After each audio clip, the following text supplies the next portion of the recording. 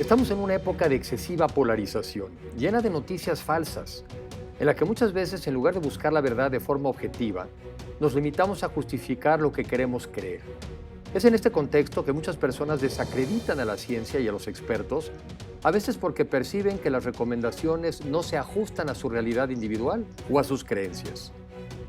Hoy en Ahora Futuro México y el Mundo, profundizamos sobre la importancia de crear un equilibrio entre la visión de los expertos y el conocimiento y talento que cada persona puede aportar a la colectividad.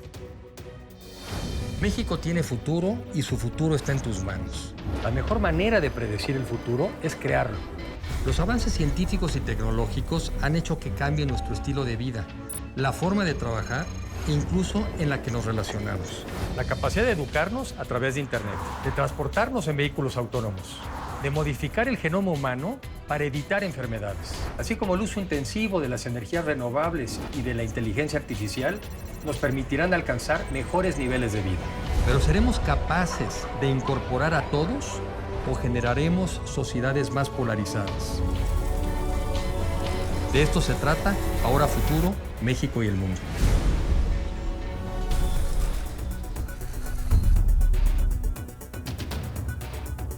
El estudiar Derecho manejan un argot muy particular, que muchas veces, aunque forman parte de ciencias sociales, en sociología nos quedamos con muchas interrogantes conceptuales en términos de narrativas, en términos de escritura, y amigos abogados también se quedan, cuando nos escuchan hablar a los sociólogos, antropólogos, es como de qué se está hablando, puede ser más concreto, le damos muchos rodeos a lo concreto, ¿no? En general, pero este recorrido que he tenido en mi carrera me ha permitido aprender, en cierta medida, aprender a escuchar a los demás y pensar que lo que las disciplinas aportan debe estar o debería estar interconectado con las demás. Es decir, pensarlas en términos de que la sociología no es la única verdad, sino que en la academia tenemos obligatoriamente, por la complejidad de las ciudades y de los temas que se estudian, hablar con abogados, hablar con economistas, hablar con biólogos, con ingenieros, y entablar pues, tal vez unos metalenguajes mucho más amplios. Otro factor muy importante ha sido, vinculado con el trabajo de campo, ha sido pensar las cosas desde el lugar, desde la gente.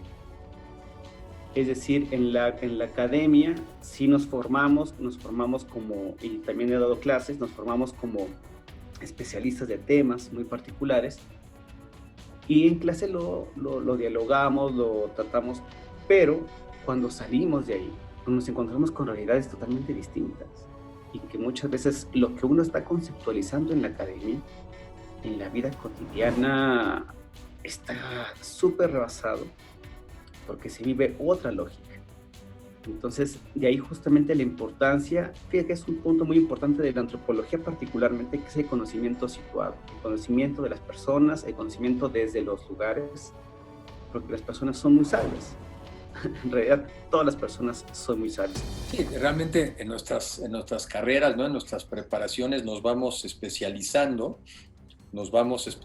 en temas, pero al final del día quiere decir que acabamos abarcando menos del total, ¿no? O sea, por un lado somos aparentemente más expertos en un cacho, pero ese cachito es más chiquito. Y lo que tú dices, quizá la manera de tener una comprensión más grande del todo, pues es a partir de la conversación con expertos en cachitos. Y luego este tema que me llamó mucho la atención, que me gustaría que si lo elaboraras, porque ahorita yo mismo caí en esta expresión de expertos. Y tú sabes, en un artículo que escribes en la revista esta de Entorno y Futuro, tú escribes este tema de los saberes. Y eso me hace un poco pensar que quizá vivimos en una época donde los expertos están un poco fuera de moda, desprestigiados.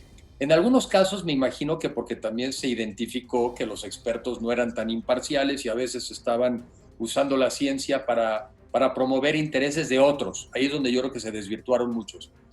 Pero la otra yo no lo había pensado hasta que te leí, que lo que ocurre es que a veces esto de expertos cae gordo, porque si yo no soy experto, entonces yo estoy excluido.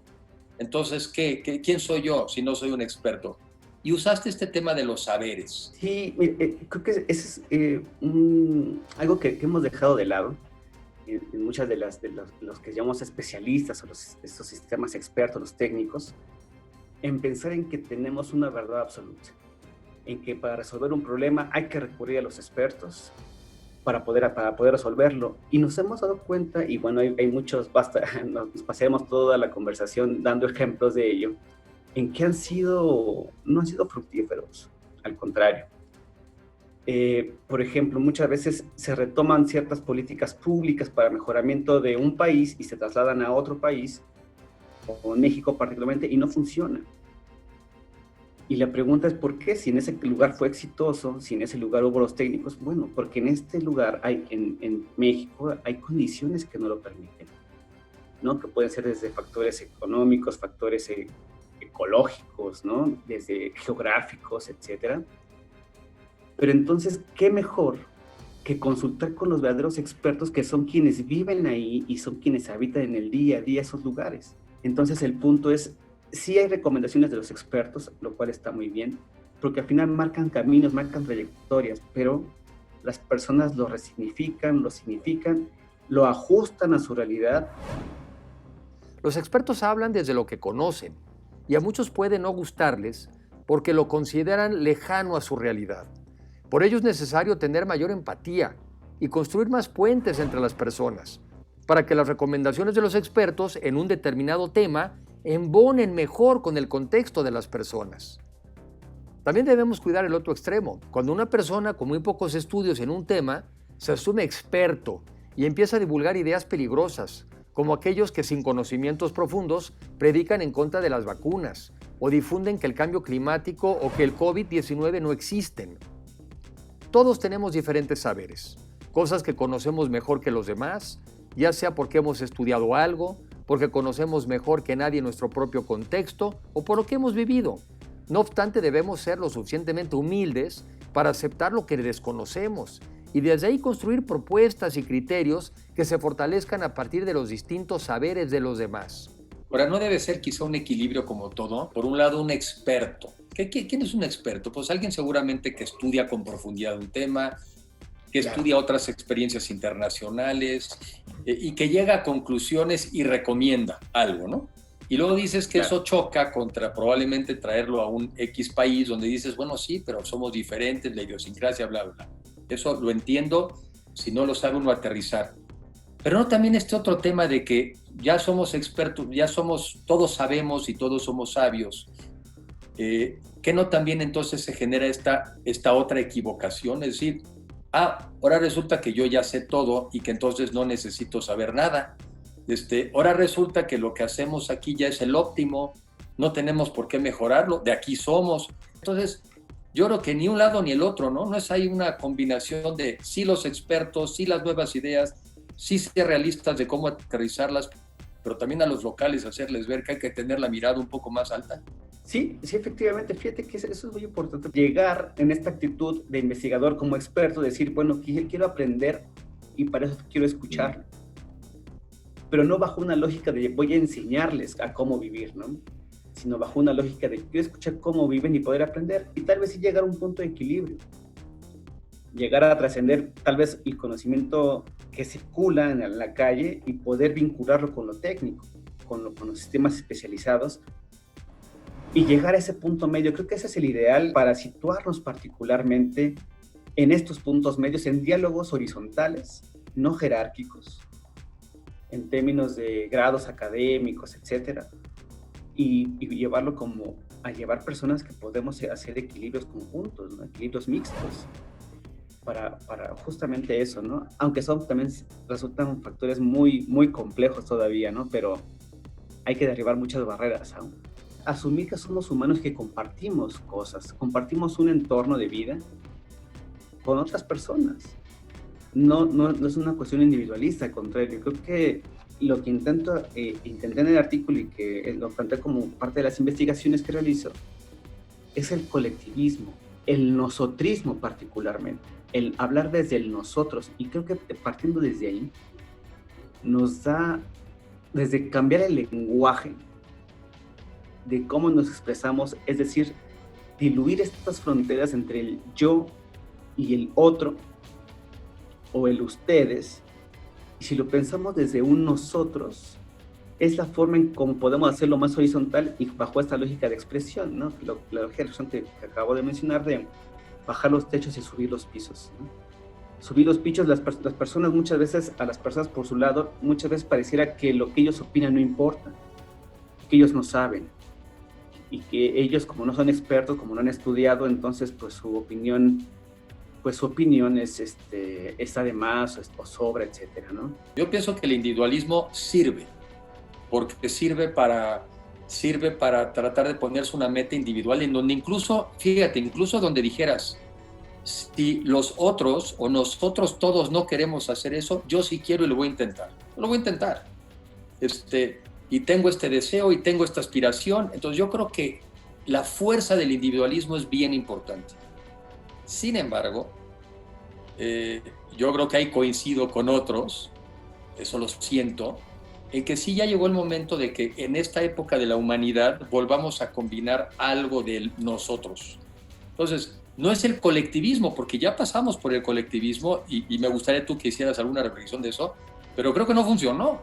El colectivismo de las granjas chinas o soviéticas acabó en hambrunas. ¿No? Millones de personas murieron.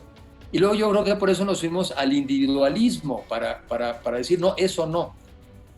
Pienso, otra vez no es nosotros, pienso que quizá en este nuevo milenio tiene que haber un mejor equilibrio entre sí este individualismo que nos dé fuerza y nos dé ánimo y nos permita progresar, pero siempre también pensando en la colectividad. Un excesivo individualismo favorece el egoísmo y dificulta el combate a problemas que nos afectan a todos. Retos como el coronavirus, el cambio climático, la desigualdad y la inseguridad, por mencionar algunos, requieren de la cooperación de todos. El bienestar de cada individuo depende también de los demás. Si hay gente que vive en pésimas condiciones, pues la seguridad pública se vuelve más vulnerable y las enfermedades se propagan con mayor facilidad.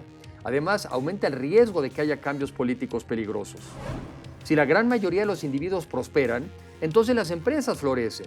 Uno puede encontrar mayores servicios a precios más accesibles, además de que se fortalece la seguridad, la estabilidad y la salud pública.